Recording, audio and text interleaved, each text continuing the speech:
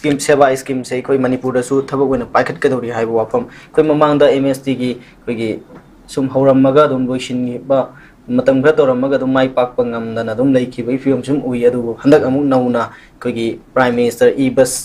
seva scheme asi manipur da thabak wena paikhat ka dori koi gi mamang da koi gi e-rickshaw sing asigi koi gi electric research tawfam mamama koi gi se da hangamaga koi gi mafam wena di thiba phangi da gi paw su leiki ba tare koi manipur da tawri ba si angak panga tani adu sigi paw asi koi afaba kongthang ni adu masi mai pa ka dori bra kamai taw ga dori haibo di koi yeng batai ja hai paw si de ja gi mon di kamai na yeng be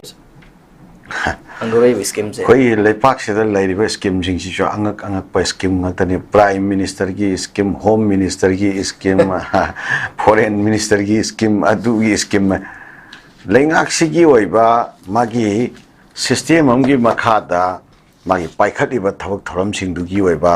tongan ba magi scheme sing do adum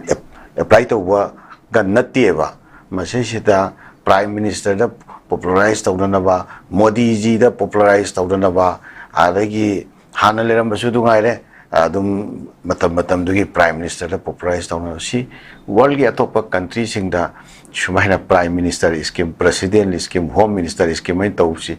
masi kya ta de akoi kya thengna de hai tare akoi na khangba wat pagira kaino thengna wat le akoi india da masi am toina tawe masi self centric oiba popularity centric oiba dumba makhalgi initiative hai tare thabak singse the thabak si yamna phajaba manba aduga yamna mayamda paksanna grossly kanagadaba manba adu posama oiraga su akoi practical oina field da kayam yamna masi chanagadoribano chunagadoribano tongan ba lam dugi leiriba ground situation ground reality duga scheme siga kadai phauba chana chunagadoribano haibugi question am khakti layebako akoi manipur da yeng taragadi madugi miyeng de yeng taragadi haiba scheme je masi kya kanna practical oiroi practicability kya kanna se da leiroi madugi accessibility kya kanna leiroi haina dumai khali adu khanbagi maramdi mamang da haitare ne akoi sumba similar oiba MST gi oiro te gi oiro scheme ghara koina paikhat ki bo ugre akoi bus ka kai ga akoi MST gi akoi smart city gi adagi akoi gi ring round gi adu gi ragi han toroga koi chen ba khotpa hauramaga practical work tarang toki practical work ta wi maram se akoi leiriba geographical features akoi lambi thong aduga leiriba akoi people gi magi comfortability aduga chi situation myam jina te situation myam amana marmora kanda akoi MST service chen ba horamaga practical work ta lep khibse shumaina hausiki prime minister gi e-bus seva masigi scheme che manipur dari kya kanna practical oiroi na dumaina itham jage aduga hoji manipur tholiba irang asi koi kapna ba kona ba kitang lep pataraga su irang muk santi oira haiba makti yadri adugo masigi mari hafel laina ba monda indo myanmar ngam khaida koi security force mi aum singna laina na ba lehan khrai bo fam phongdoli koi kulai kya marong phagat ki ba leira haiba tare jo hari pau si de huji koi manipur da leiri ba irang asiga ngasi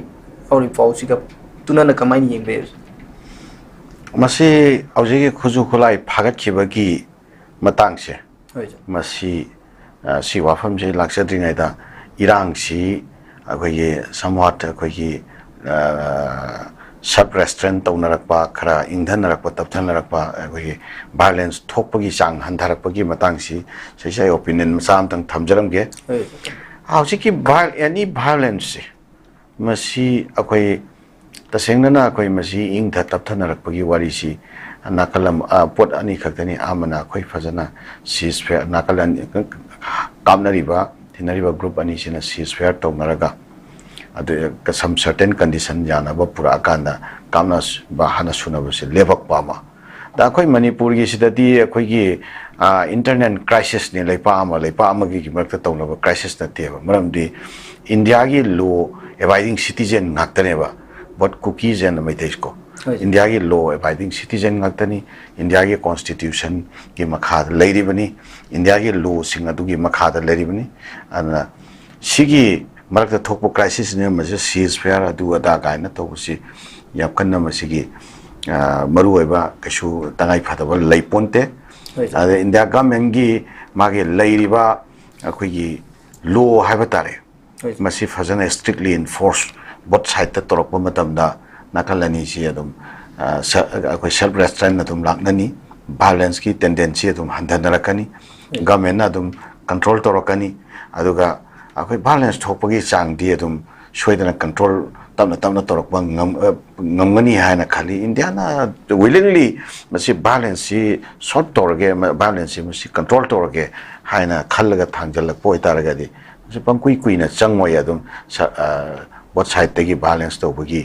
kano se thawak se lemna khini haina adumai lawi nahandagi lepta dana sangna sum leire isidi ha masidi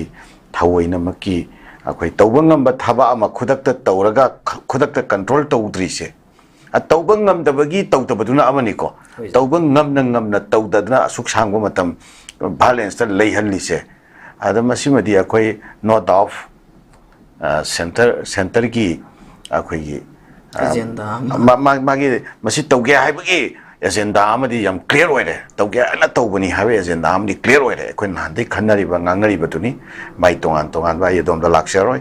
mai external interest internal interest du reason sida magi leriba interest adugi mayam aduna maram orakanda sumba thawak singsi tawri bani masile sida akhoida kayam yamna kanari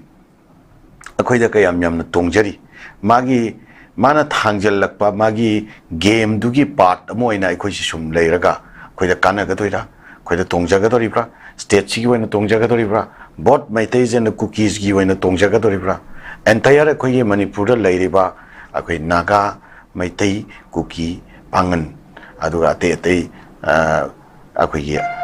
apikpa smaller group sing akhoi tribe sing leiriba sigi oiba akhoi common oiba collective interest ama khatta akhoi Indiana sanariba tokhai khaidoga akhoi chui sang olaga amaga enmity create tohalaga seisida advantage launa na sanaba policy se masigi akhoi victim moina kayam kuina laiga toribono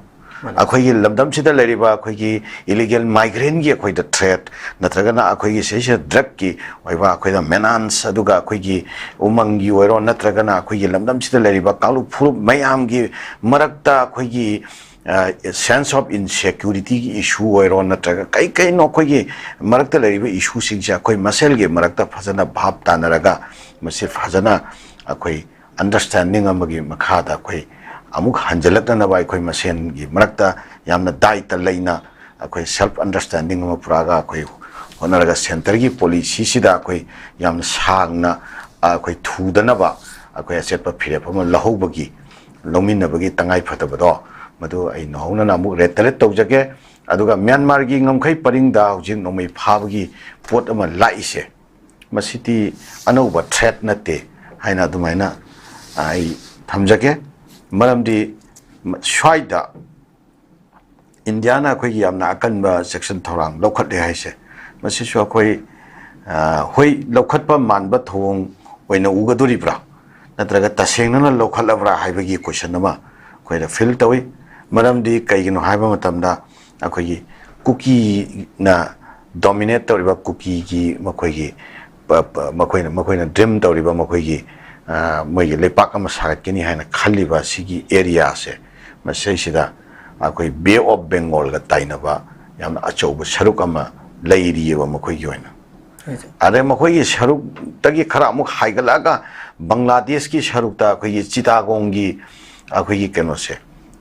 hitangpham haitare seaport se sirei su cookie gi keno singna village singna seaport siga naksan na taba aduga madri sum lakpaduna moi territory ngakta da adum Mizoram phawrga adum laaga akhoi keno tarakpa Myanmar takhibi aba dagi somda Churachandpur tarakpa yaba adugi lambi ne ba moi gi jaga ngakta da topa amagi jaga natabida moi gi cookie jo taba jaga ngakta da somda cookie sin state akhoi Bay of Bengal ga taina ba sharuk ꯀꯩꯅꯣꯒꯤ ꯑꯔꯥꯀꯥꯟꯗꯒꯤ ꯑꯔꯥꯀꯥꯟꯒꯤ ꯍꯦꯛ ꯃꯊꯛ ꯊꯪꯕ ꯑꯗꯨꯒ ꯃꯤꯖꯣꯔꯥꯝꯒꯤ ꯃꯈꯥ ꯊꯪꯕ ꯁꯤꯒꯤ ꯁꯔꯨꯛꯇ ꯕꯦꯡꯒꯣꯜꯒ ꯇꯥꯏꯅꯔꯤꯕ ꯁꯔꯨꯛꯁꯦ ꯁꯤꯗꯩꯁꯤꯗ ꯃꯈꯣꯏ ꯑꯥꯔꯝ ꯁ꯭ꯃꯒ꯭ꯂꯤꯡ ꯈꯪꯗꯦ ꯀꯔꯤ ꯈꯪꯗꯦ ꯋꯥꯔꯜꯒꯤ ꯇꯣꯉꯥꯟ ꯇꯣꯉꯥꯟꯕ ꯃꯐꯝ ꯀꯌꯥ ꯑꯃꯗꯒꯤ ꯈꯨꯠꯁꯨ ꯈꯨꯠꯂꯥꯏ ꯄꯨꯁꯜꯂꯒ ꯂꯝꯗꯝꯁꯤꯗ ꯄꯤꯔꯛꯄ ꯌꯥꯕ ꯊ꯭ꯔꯦꯠ ꯃꯌꯥꯝ ꯑꯃꯈꯛ ꯂꯩꯔꯤꯅꯦꯕ ꯑꯗ ꯏꯟꯗꯤꯌꯥ ꯒꯚꯔꯟꯃꯦꯟꯠꯅ ꯃꯥꯒꯤ ꯑꯦꯛꯁꯇꯔꯅꯦꯜ ꯏꯟꯇꯔꯦꯁ ꯈꯔ ꯂꯩꯕꯒꯤꯔꯥ ꯅꯠꯇ꯭ꯔꯒ ꯀꯔꯝꯕ ꯏꯟꯇꯔꯦꯁꯇꯅꯣ ꯀꯃꯥꯏꯅ ꯇꯧꯕꯅꯣ ꯑꯩꯈꯣꯏꯒꯤ ꯉꯝꯈꯩꯁꯤꯗ ꯀꯌꯥꯝ ꯌꯥꯝꯅ ꯃꯥꯒꯤ ꯁꯦꯀꯨꯔꯤꯇꯤ ꯗꯤꯄ꯭ꯂꯣꯏ ꯐꯖꯅ ꯗꯤꯄ꯭ꯂꯣꯏ ꯇꯧꯔꯤꯕꯅꯣ ꯑꯩꯈꯣꯏꯒꯤ ꯉꯝꯈꯩꯁꯦ ꯀꯌꯥꯝ ꯌꯥꯝꯅ ꯆꯦꯛꯁꯤꯟꯅ ꯉꯥꯛ ꯁꯦꯜꯂꯤꯕꯅꯣ ꯍꯧꯖꯤꯛꯇꯤ ꯑꯃꯨꯛ ꯑꯩꯈꯣꯏꯒꯤ ꯂꯩꯔꯤꯕ ꯇꯝꯄꯥꯛꯀꯤ ꯑꯩꯈꯣꯏꯒꯤ ꯂꯩꯔꯤꯕ ꯃꯤꯌꯥꯝꯁꯨ ꯇꯝꯄꯥꯛꯀꯤ ꯂꯩꯔꯤꯕ ꯐꯣꯔꯁꯁꯤꯡꯁꯨ ꯑꯩꯈꯣꯏꯒꯤ ꯉꯝꯈꯩ ꯄꯔꯤꯡꯗ ꯆꯪꯁꯟꯕ ꯑꯃꯨꯛ ꯌꯥꯗ꯭ꯔꯕꯅꯤꯅ ꯏꯟꯗꯤꯌꯥ ꯒꯚꯔꯟꯃꯦꯟꯠꯅ ꯀꯔꯝꯍꯥꯏꯅ ꯖꯒꯥꯁꯤ ꯄ꯭ꯔꯣꯇꯦꯛ ꯇꯧꯔꯒ ꯊꯝꯒꯗꯧꯔꯤꯕꯅꯣ ꯊꯝꯃꯤꯕꯅꯣ ꯍꯥꯏꯕꯁꯤꯒ ꯃꯔꯤ ꯂꯩꯅꯕ ꯋꯥꯐꯝ ꯑꯃ ꯑꯣꯏꯔꯛꯑꯦꯕ ꯑꯩꯈꯣꯏꯒꯤ ꯉꯝꯈꯩꯒ ꯃꯔꯤ ꯂꯩꯅꯕ ꯁꯤꯒꯤ ꯇꯨꯡꯒꯤ ꯐ꯭ꯌꯨꯆꯔꯁꯦ ꯑꯗꯨꯅ ꯁꯤꯗꯩꯁꯤꯗ ꯍꯧꯖꯤꯛ ꯅꯣꯡꯃꯩ ꯐꯥꯔꯦ ꯍꯥꯏꯔꯤꯕ ꯄꯣꯠꯁꯦ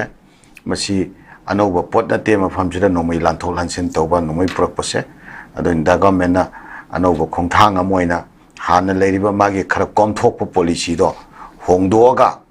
ꯑꯩꯈꯣꯏ ꯁꯤꯒꯨꯝꯕ ꯄꯣꯠꯁꯤꯅ ꯑꯃꯨꯛ ꯃꯐꯝꯁꯤꯗ ꯏꯟꯕꯦꯂꯦꯟꯁ ꯑꯣꯏꯕ ꯑꯅꯧꯕ ꯑꯩꯈꯣꯏ ꯚꯥꯏꯂꯦꯟꯁꯀꯤ ꯀꯩꯅꯣꯝꯃ ꯊꯧꯗꯣꯛ ꯋꯥꯊꯣꯛ ꯃꯌꯥꯝ ꯑꯃ ꯂꯥꯛꯀꯗ꯭ꯔꯥ ꯃꯗꯨ ꯂꯥꯛꯇꯅꯅꯕ ꯆꯦꯛꯁꯤꯟ ꯊꯧꯔꯥꯡ ꯂꯧꯈꯠꯀꯦ ꯍꯥꯏꯕꯒꯤ ꯑꯗꯨꯒꯤ ꯃꯤꯠꯌꯦꯡꯗ ꯁꯦꯀꯨꯔꯤꯇꯤ ꯇꯥꯏꯠ ꯇꯧꯔꯅꯤ ꯍꯥꯏꯕ ꯋꯥꯐꯝ ꯑꯣꯏꯔꯝꯒꯗ꯭ꯔꯥ ꯑꯗꯨꯃꯥꯏꯅ ꯌꯦꯡꯖꯒꯦ